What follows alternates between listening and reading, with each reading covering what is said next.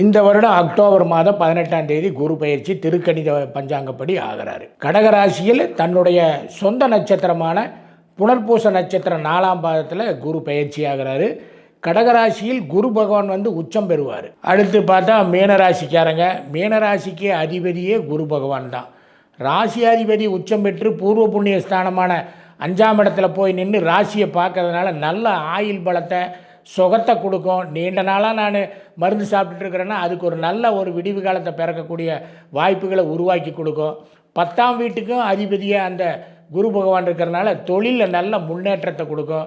எதிர்பார்த்த இடத்துலேருந்து இன்டர்வியூ வர்றதோ, எதிர்பார்த்த இடத்துல வேலை தேடுறதுக்கு கிடைக்கக்கூடிய வாய்ப்போ, அரசாங்க வேலைக்கு நான் ட்ரை பண்ணிகிட்ருக்குறேங்க, பரீட்சை எழுதிடணுங்க, அரசாங்க பரீட்சை, அந்த மாதிரி இருக்கிறவங்களுக்கு பரீட்சை பாஸ் ஆகி வேலை கிடைக்கக்கூடிய வாய்ப்புகளை உருவாக்கி கொடுக்கும். காசுக்காக கஷ்டப்பட வேண்டிய நிலைமையை இந்த குரு பயிற்சி மீனராசிக்காரங்களுக்கு உருவாக்கி கொடுக்காது. அதே நேரத்தில் வெளிநாடு போகலான்னு இருக்கிறவங்க, ரொம்ப நாளாக ட்ரை பண்ணிகிட்டு இருக்கிறாங்கன்னா இப்போ முயற்சி எடுத்து அவங்களுக்கு நடக்கக்கூடிய வாய்ப்புகளை உருவாக்கி கொடுக்கும்.